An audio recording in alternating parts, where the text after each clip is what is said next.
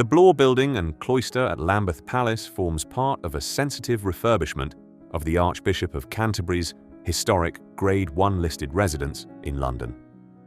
Led by Wright Wright Architects, the project carefully balances heritage conservation with the demands of modern performance and functionality.